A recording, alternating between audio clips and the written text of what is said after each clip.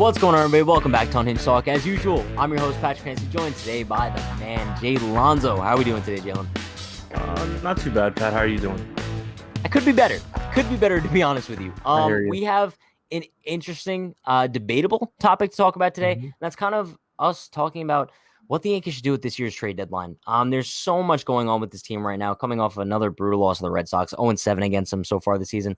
The Yankees are having a very underwhelming season as a whole. So I think the question has to be asked, do the Yankees sell at the trade deadline? And if not, what else can they do? But before we get into that, you guys know the deal. Everyone be sure to like, comment, subscribe, turn on post notifications for more. We're going live before and after every single Yankees game this season with the occasional watch party as well. So stay tuned for all that content. But kind of going back to the Yankees here. Definition of a disappointing season. I believe now they are, as of this recording, they're 9 games out of first place. I believe only 2 games over 500. In a season where, for the most part, they've had all their stars remain pretty damn healthy, right? Yeah. Apart from this big COVID outbreak that's happened as of late, where they lost Judge and Gio and Higgy and Nestor and Loizaga, they've had a few guys miss time here and there, but nothing brutal like what we saw in 2020 or in 2019. And they can't use that as an excuse this season. The reason that the Yankees have underperformed is just because of they've underperformed, right? You can't really put the blame on anybody else. And I think the lack of accountability has been frustrating as well. But now with the Yankees in the current situation that they're in, and honestly, the trade market not that deep this year. Do you think that they should sell off at this year's deadline? Well, I think it's interesting because we talk about the accountability and their lack of excuses this year, right? So I'd say the two things that you could look at and point to, obviously, the 2 injuries that we can point out and say affected the Yankees most. One being Luke Voit. I don't know if we can call him injury prone, if you want to go that far, but having him not be in the lineup consistently, yeah, sure, you could slap that label on him, but whatever you want to label it, he hasn't been in the lineup consistently this year, and it's definitely hurt us. Our first base production has been very subpar, and even when he's there, he's not really himself. I don't think he's gotten really in his groove yet, and he's back on the IL now again, right? Yeah. So we have Luke Voit, then Corey Kluber, and Corey Kluber was pretty solid as our number 2 before he went down. We don't know when we'll see him, if we'll see him again. So those are the 2 injuries that I'd say have affected the Yankee season. But I think because of the nature of everyone else around them, being that our starting rotation right now, especially right now because of the whole COVID IL situation, is kind of like Garrett Cole, Jordan Montgomery, and question mark. We don't have Michael King right now. We don't have Domingo Germán has been warming up in the bullpen the last 2 weeks. Came out of the bullpen past few appearances as well. Right. Yeah. So is he a starter anymore? Who knows? If he is, then that's 3 people, and then question mark. Yeah. So we don't really know what's behind Garrett Cole and Jordan Montgomery. And Jordan Montgomery, sometimes he's good, sometimes he's bad. We don't really know. So we have one good guy, and even our ace, had a really rough stretch. We loved his performance against Houston in Houston, 9 innings, 129 pitches. Love it, but we don't know what kind of Garrett Cole we're getting in the second half yet. We'll see. We hope that it's a good Garrett Cole, but we don't know. As for the lineup, we have 0 answers for that lineup. We have no idea what to do. Gleyber Torres was supposed to be mentioned with the Fernando Tatises and Vlad Guerreros, Bo Bichette, Ronald Acuna Jr.'s, Juan Soto's. He was supposed to be in that class of the new faces of baseball. And guess what? He has, I want to say, maybe 6 home runs since the end of 2019, if that's right. It's unbelievable. I believe that's 3 in 2020 and 3 in this year. So he has 6 home runs in about, I guess because last year was 60 games, another full season. So he's been nothing but a disappointment. DJ has regressed, I guess expectedly. He's still having a decent year as far as getting on base, and he has a 270-ish average. But he's not playing the field the way we expect him to. I don't know if that's because we are moving him around a little bit more. I don't know what it is. He's not playing the field well. So DJ's regressed. Gio Urshela, we love him, but he's hurt. He's hurt or has COVID right now. Yeah. So we don't. He's another question mark. What's going to happen when he comes back? But even if he's good, that's one solid piece in our infield that we can count on, right? And in the outfield, bro, the only guy's Judge. And guess what? COVID IL, and we have no idea when he'll be back. Gary Sanchez, we have no idea if we're going to get good Gary or bad Gary on any given day. So What I'm trying to get at here is that we have question marks literally at every single position right now. Besides There's two. not one, but even the ones that we don't have question marks at, we kind of have question marks there right now. Right now, yeah, at the Right moment, now, yeah. right, which is the most pivotal part of our season. So, with that being said, my answer to your question, Pat, is that Very lengthy response. we should absolutely sell at this trade deadline. It's Now, does fair. that mean that I think the Yankees have no shot of contending for the rest of the year? Absolutely not. I think the wild card is well within realm. I don't think we have a shot at the division. The Red Sox are head and shoulders better than us. The Rays are Yeah, head and shoulders better than us. Even the Blue Jays, who are kind of close with in regards to the record, they're so much better than us right I now. agree. So I don't think we have a shot with the division. However, the wild card it's within reach. It's not a crazy pipe dream.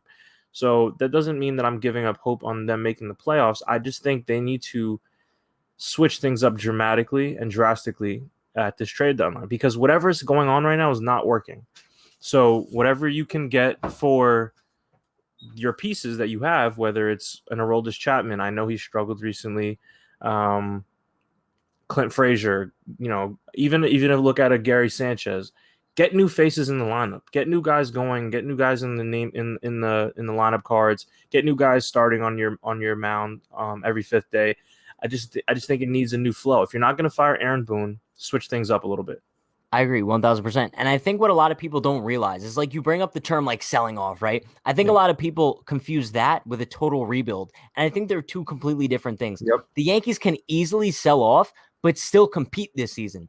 Mm-hmm. You could go as early back to 2016 to see when they did that. That team sold off, right? They traded away Andrew Miller, traded away Aroldis Chapman, Carlos Beltran, and Von Nova, a lot of key pieces of their team, but they were more competitive after doing that than they were before doing that. So I think what's important to realize, like you said, I would kind of market everyone on the trade block, right?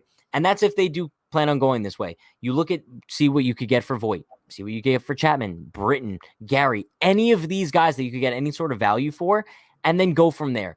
But then on the flip side of things, you could also take the route. You could make the argument that the Yankees could be buyers. You could make the argument that maybe if they go out and acquire, but if they are buyers, they have to be 100% in on it. They would have to go out and they would have to acquire Jose Barrios, Joey Gallo, and Kyle Gibson. I think Yeah. those are three names right there. You would have to acquire all three in order to change the entire aura of this team. And then on another side of things, there's another thing that they could do, which I think would be the biggest mistake possible. And that would be just sitting back and doing nothing. And I think Absolutely. that's kind of the most realistic option at this point, that the Yankees are going to examine themselves. They're going to see that Kluber's coming back, Severino's coming back, Judge, Gio, all these guys are going to be coming back from the COVID IL just in time, and they're going to view these guys as acquisitions that's going to put them over the hump and maybe get them that second wildcard spot. And it's the worst possible decision, but I think it's the one they're leaning closest to at the moment. I agree with you, and I think it's unfortunate because when you look at it, like you said, we haven't really had a bunch of guys out this year where it's, these guys are now coming back and now we have our full roster. We're gonna go right at the pennant, with our guys. Judge is coming back. Severino's been out the whole season, so Yeah. that's not really. We don't know what we're gonna get from him. We have no idea what we're gonna get from an old Kluber after who knows how many months he's going to have off because we don't know when he's really coming back. Some people are saying now it's September. So who knows? I just don't trust these reinforcements to come back and be the thing that puts us over the hump because when they were here, we still weren't a great team. So I know. yes, we were a little bit better when we had Corey Kluber as our number 2, but I was still not confident in this team. I still looked at this team like, yeah, we definitely need to add at the deadline. And I think it could work similar to how you said, like the 2016 deadline, right? So it doesn't mean we need to sell off all our pieces and rebuild and not be good for the next 2 years and try to get the number 1 pick in the draft. No, that's not what I'm saying. You retool. You retool, and I think you could do it rather quickly and in the same year. I think the Yankees could do something where, listen, how much has Zach Britton really contributed this year? Let's be honest with ourselves. How much is Aroldis Chapman contributing? I know he was great in the beginning. You have a lot of money dedicated to 2 bullpen arms. How much are they really? If Chapman can barely get through a clean inning without pitching throwing more than 25 pitches in a 4-0 game when you're losing, I don't know. Do we consider him a valuable piece of our bullpen anymore? You can't. Do we really? So if you can flip him and maybe get a guy who's going to contribute for you, maybe it won't be this year, maybe it won't be next year, but in 2 years you have a guy who's ready to contribute out of a guy who's not going to give you anything this year. You have to examine that, and then it opens the door for somebody else to come in and contribute who might be able to do that job better than Aroldis Chapman or Zach Britton is doing it right now, given that these two guys are giving us nothing right now. So it's just something to look at. Listen, I think to kind of just sum up this conversation as a whole, do we think it would be smart for the Yankees to sell off at this year's deadline? Because we don't really see the team going anywhere as currently constructed. Sure, it would make sense to kind of sit back, sell, and retool. But then also at the same time, you could make the argument and say maybe they should be buyers, but if they are buyers, they have to go 1,000% in and make multiple key moves. Going out and just getting a Jose Barrios isn't enough. Just going out and getting a Joey Gallo isn't enough. You have to make multiple key moves in order to make that happen. Right. But this team needs to be completely different by August 1st, whether it's trading off some of our pieces or bringing in real reinforcements. And like you said, just because you're selling also doesn't mean that you need to trade everyone. Just because we're selling doesn't mean we're going to take the best deal for Aaron Judge no matter what it is. We could hold on to Aaron Judge and if we feel like we don't get a good enough package for him. Yeah, I mean, listen, the bottom line, the Yankees are going to do what they want regardless of what we say, right? So we're just going to have to wait back and see. But hopefully they make the right moves. Hopefully they do something that'll help this team improve moving forward. But with that being said, that is going to wrap things up for today's episode. We appreciate you all you guys for stopping by. Be sure to like, comment, subscribe, turn on post notifications for more. We're going live before and after every single Yankees game this season, so stay tuned for that content. You guys know the deal. Stay happy, stay healthy, stay safe. See you guys next time.